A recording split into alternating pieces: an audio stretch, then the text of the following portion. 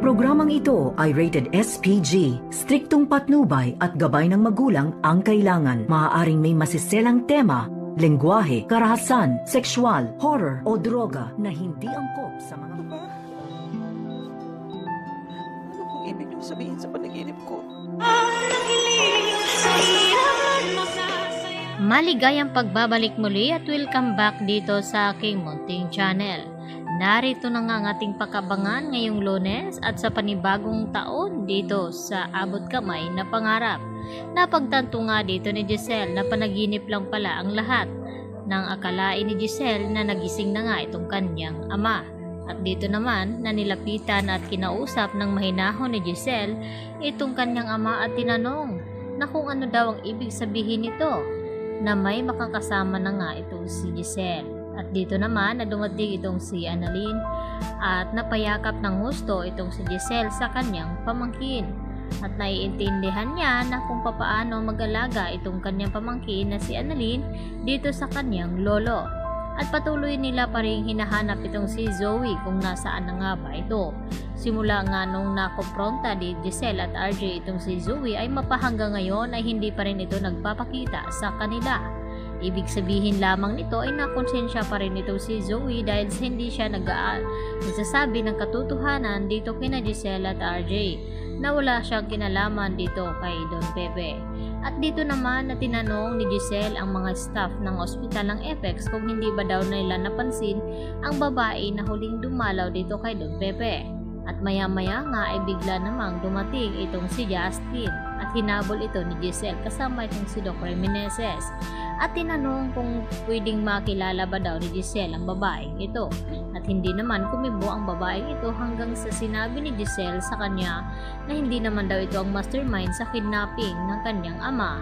At dito nagpantig ang isip ng babae na si Justin at sinagot itong si Giselle na kung may pagtatangkaan man daw siya ay hindi itong si Lolo Pepe kundi itong si Giselle at sana siya na lamang nakaratay doon kabaliktad dito kay Don Pepe.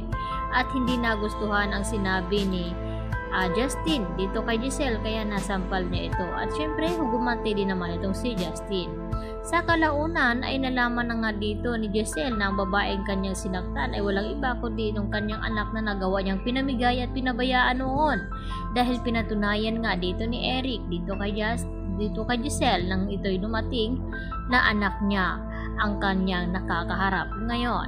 At dito na nag-back out agad itong si Justin at hindi makatingin na diretso dito sa kanyang ina. At dito naman na sinabi ni Eric kay Justin na ngayon na nga ay alam na ni Giselle ang buong katotohanan ano daw ang gagawin nito. At dito naman na sumagot si Justin sa kanyang ama na wala daw siyang gagawin dahil kinalimutan na daw niya itong kanyang ina na si Giselle.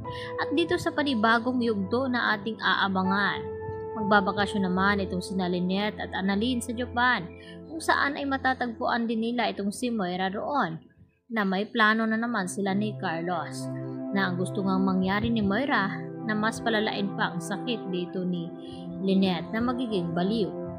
At sa pagsapit ng panibagong yugto ng Abot Kamay, dito na rin magigising itong si Don Pepe upang siya ang magpapatunay na dalawang apo lamang ang illegitimate na tunay na tanyag at tagapagmana at sina Annalyn Santos nga at itong si Justin na anak nga ni Giselle at siya rin ang maghihirang sa kanila na tagapagmana ng Apex Hospital dahil itong si Zoe ay hindi nga tunay na anak nito ni RJ at hindi nila tunay na kadugo at pagbabayarin naman ngayon ni Don Pepe itong si Zoe at itong si Moira sa lahat ng kanilang ginawa sa kanya.